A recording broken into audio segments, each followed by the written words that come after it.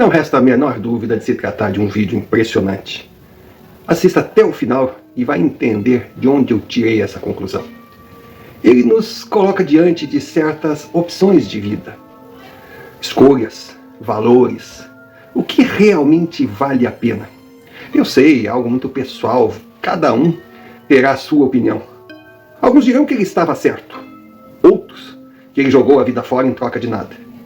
Mas é claro que a nossa razão de existir não é a de julgar as pessoas, não é a de colocar em votação se o relato contém a verdade ou não.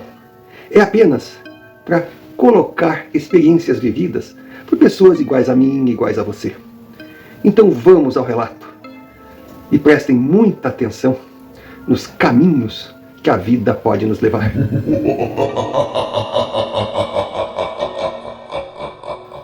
Como vai, Romário? Agradeço se publicar o meu relato e já começo deixando claro que os nomes aqui colocados foram todos trocados. Você já deve até ter lido a história e irá compreender as razões. Então, meu nome é Salvador. Eu, durante 18 anos, fui executivo de uma grande multinacional, o que vale dizer que durante 18 anos da minha vida, eu fui escravo de um bom emprego. Cara, eu trabalhava muito. Na verdade, eu trabalhava 24 horas por dia. Você deve dizer, mas esse cara está querendo o quê? Me enganar? Pensa que está lidando com criança? 24 horas é um dia inteiro, ninguém trabalha o dia inteiro. Pois é. Foi força de expressão a minha? Mais ou menos. Porque eu tomava café da manhã pensando no trabalho, ia para a empresa, trabalhava o dia todo, muitas vezes sem almoçar, ficava me dedicando à companhia de 12 a 15 horas por dia. Quando chegava em casa, jantava pensando no trabalho e dormia sonhando com o trabalho. Se a gente for somar, eram 24 horas por dia.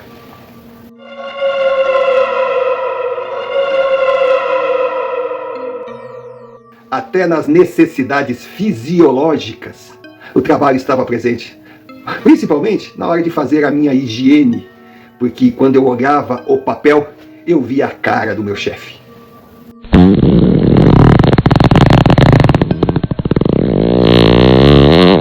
Morava numa boa casa, na garagem tinha 4 carros, dentro da nossa residência tínhamos 5 funcionários.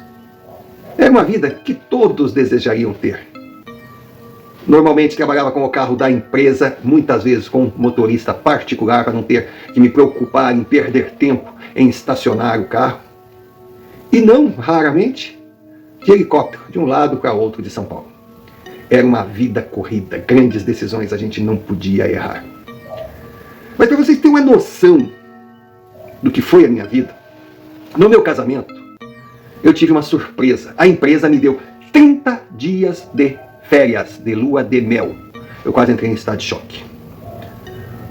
Meu diretor me chamou e mostrou que eu poderia escolher o que eu gostaria de fazer nas minhas férias.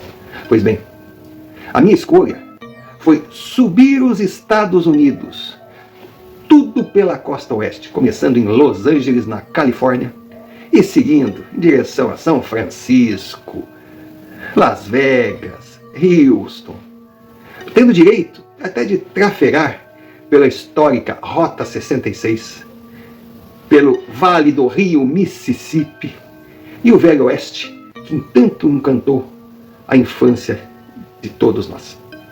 A minha esposa, então, ela estava fascinada. Nós tínhamos gostos parecidos. Para mim, uma viagem dessa só teria valor se eu pudesse, me misturar com a população. Aí eu passei a possibilidade de alugar um trailer. Cara, eles aprovaram o trailer, com as despesas todas pagas, de estacionamento, de abastecimento, de manutenção, e também com a opção de usar hotéis em locais que por acaso eu visse que não seria muito seguro dormir dentro do trailer. Foi sensacional, foi espetacular. Claro, quando eu falo trailer, por favor, alguns, para não confundir, podem ter certeza, era um motorhome, um ônibusinho Mercedes transformado numa bela kitnet onde tínhamos tudo. O viajar por terras estrangeiras, como as pessoas falam, para mim, sem problema. Eu sou fluente em espanhol, inglês, francês, alemão e italiano. E a minha esposa, por sua vez, tem um inglês respeitável. Então, eu posso dizer que foi a primeira vez que eu senti assim um carinho pela empresa, que até então era mecânico.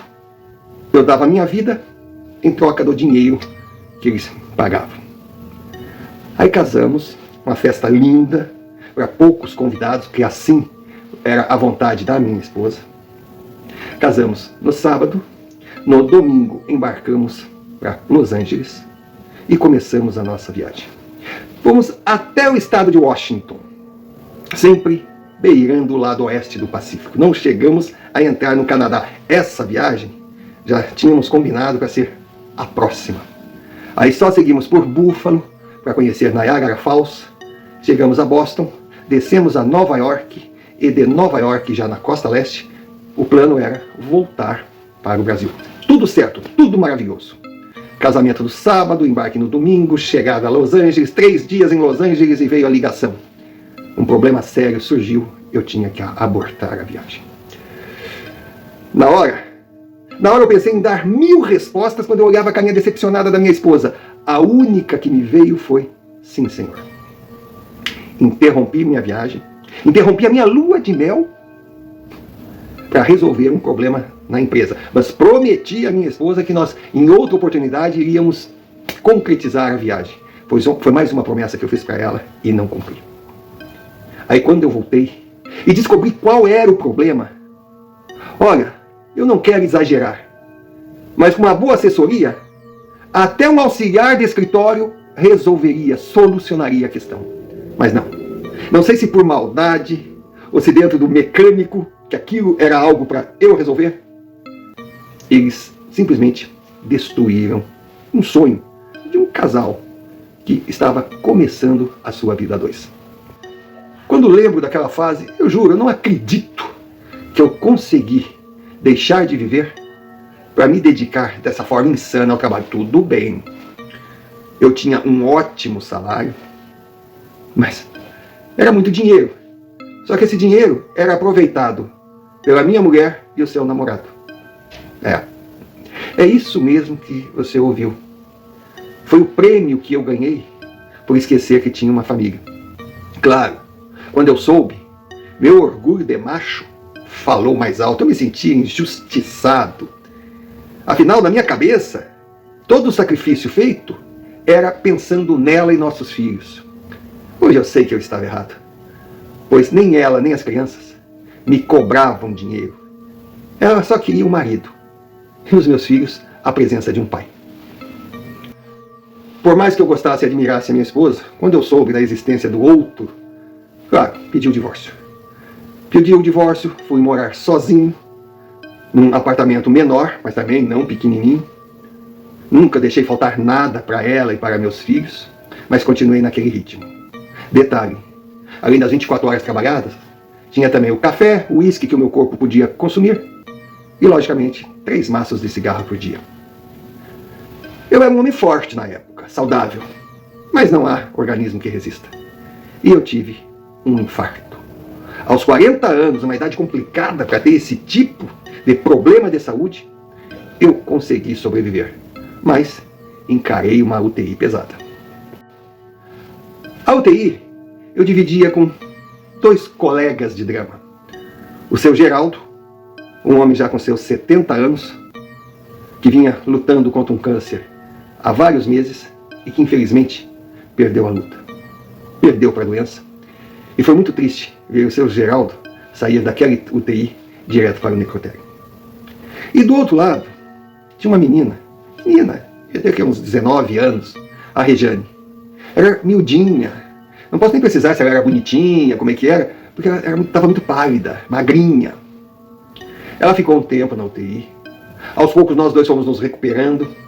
Começamos a conversar, eu achava ela um encanto de menina, lembrava minha filha. Mas eu sentia nela uma certa tristeza. Logo os dois tiveram alta. E eu não vi mais a Rejane. Nem depois que eu saí da UTI, muitos quilos mais magro, meio que zoado da cabeça, com a determinação tipo, é isso ou morrer, de largar o cigarro, diminuir a bebida e algumas pontes safenas a mais, eu comecei a tentar dar continuidade na minha vida. Claro, não naquele ritmo que eu não suportaria. Só que eu sentia algo estranho, porque parecia que eu estava viajando entre dois mundos. E nessa de parecer, eu em casa, na sala, vendo a minha televisão, sossegado, pensando lá na morte da bezerra, quando de repente eu senti um cheiro muito ruim, forte. Olhei para minha frente, olhei assim, ali estava aquela criatura.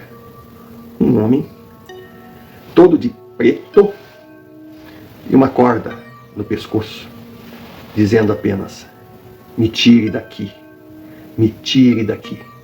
Eu preciso ajudar a minha filha. Cara, eu dei um pulo. Eu dei um burro. E a dona Sônia, que trabalhava comigo há anos, veio correndo da cozinha. O que foi, patrão? O que é isso? Eu digo: eu não sei. Olha aquilo ali. Eu olhava o quê, patrão? Digo: ali, aquele homem com aquela corda. Ela olhou. Meio que balançou a cabeça. E eu percebi que ela não estava vendo nada. Pensei, vou baixar a bola. E disse: desculpa, dona Sônia, foi um pesadelo. Mas eu sabia que não tinha sido um pesadelo. Olha, aquele cidadão, mal cheiroso, com aquela corda no pescoço, ele passou a fazer parte da minha vida e teve uma hora que eu digo: não, vou ter que procurar ajuda. Eu vou acabar enlouquecendo. Um psiquiatra, claro que não, porque eu ainda não estou louco. Aí fui, procurei um centro espírita. Conversando, me deram algumas orações para fazer, conversaram muito, me indicaram livros, que eu li todos. Para mim era muito fácil, porque eu tenho o hábito de leitura, eu adoro leitura. Eu sou o tipo da pessoa que chega a ter 2, 3 livros de cabeceira e eu comecei a engolir aquela literatura, sabe? E aí chegou um momento que eu comecei a combater com orações, com pensamento positivo, desejando luz àquela criatura que sabidamente tinha cometido um erro terrível, tinha tentado contra a sua própria existência. Só que daí a coisa meio que piorou, porque não era mais ele que aparecia, e sim criaturas horrendas gritando comigo, quebrando tudo dentro da minha casa, me desafiando e dizendo que ele pertencia a eles e eu não conseguiria tirá-los deles. E ai que eu tentasse. Travamos uma guerra. Travamos uma guerra espiritual daquelas pesadas. Eu com orações, com apoio, apegado a Deus. E aquelas criaturas, que eu não quero nem dizer se eram A, B, demônios, anjo ruim, eu não quero, mas eram criaturas ruins. Foi pesado. Foi pesado, mas no final, aquele homem com aquela corda chegou agradecendo, chegou dizendo que ele estaria bem. Só que o mais engraçado foi que nessa hora eu não vi aquele homem na minha sala, não. Parece que eu me teletransportei para um hospital. E ele estava num hospital com uma fisionomia bem melhor, sem aquele objeto horroroso, e feliz. Ele agradeceu muito a mim pelo que eu fiz para ele. Aí pediu, se não fosse ousadia, que eu procurasse a sua filha.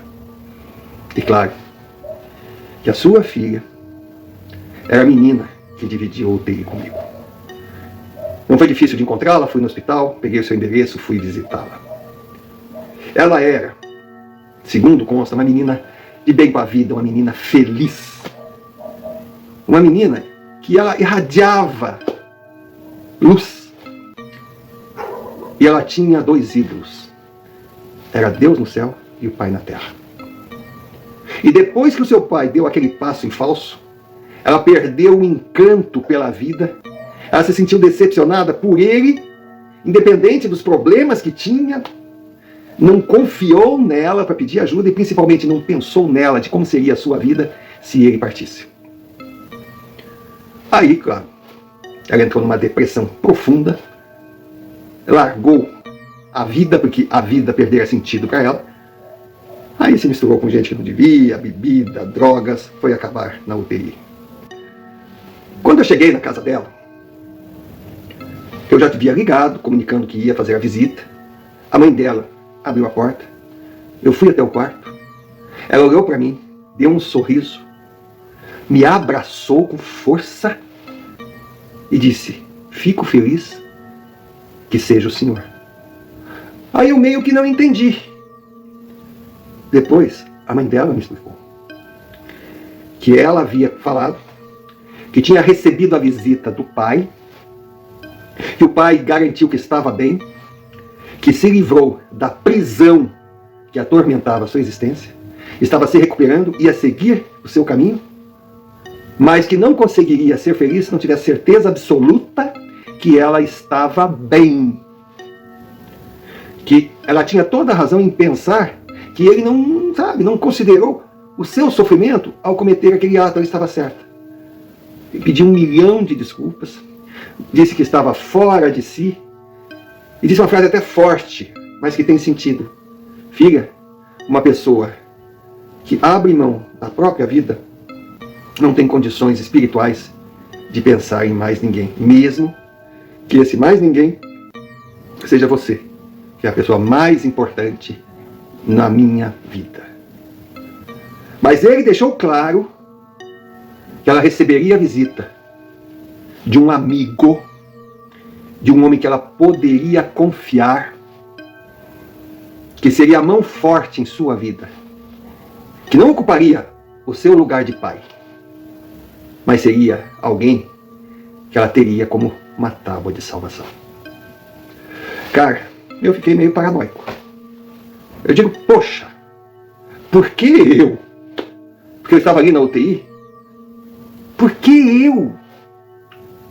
Agora, o mais engraçado é que desde o início eu simpatizei com a menina. Que não seria muito difícil eu tratá-la como filha.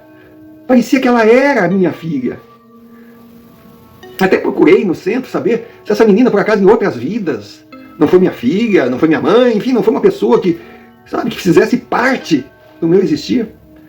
Não tiveram como saber, porque não tinha ligação nenhuma. Por que eu? O plano espiritual não explicou.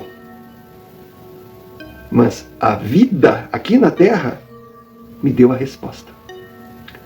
Aquela menina, cara, aquela menina era neta do diretor que eu lembrava sempre ao olhar o meu papel higiênico sujo.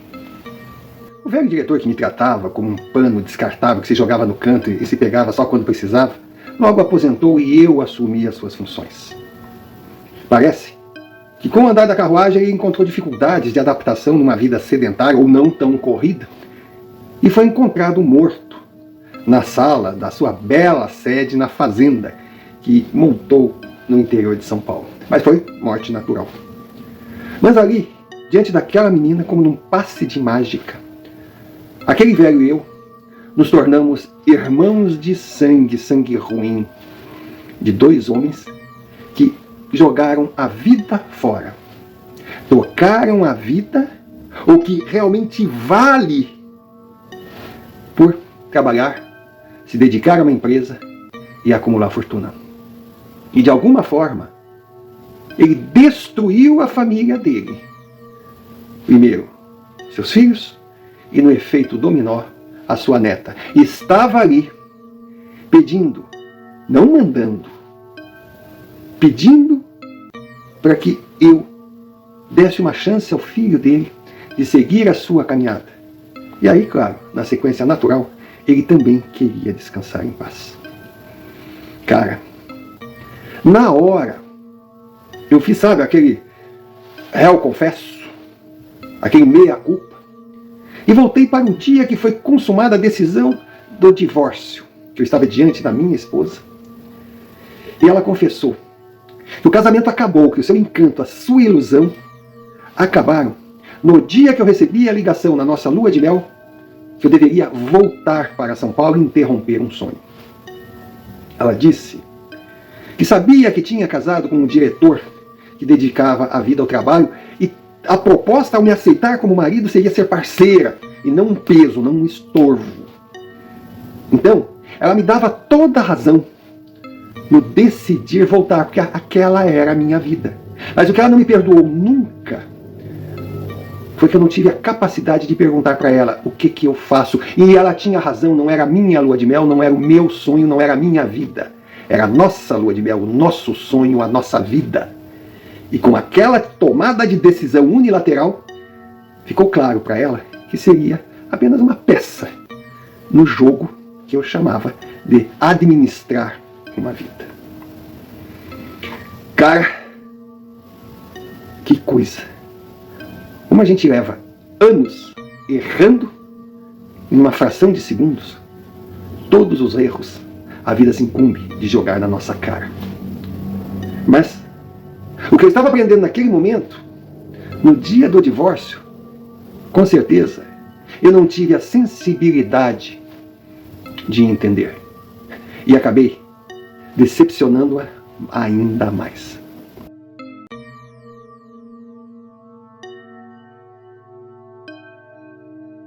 Lembro que eu debochei. Ah, é? Tudo bem, isso é o motivo? Então eu espero que o teu namoradinho te dê pelo menos 10% do que eu te proporciono. Aí ela me disse o nome do namoradinho, eu entrei em choque. O cara tinha 10 vezes mais dinheiro que eu conhecia o cara, ele trabalhava no mesmo ritmo que eu. Só que não perdeu a sensibilidade e soube administrar, dando valor ao que realmente tinha valor. E com certeza não era empresa, dinheiro ou carreira.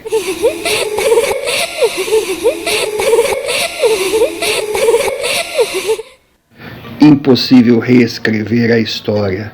Erros do passado não se apagam, mas podem sim ser utilizados como aprendizado para que jamais se repitam. Procurei minha esposa, pedi desculpas, me reaproximei dela e hoje somos bons amigos. Não casei novamente por considerar que mulher nenhuma merecia carregar esse fardo.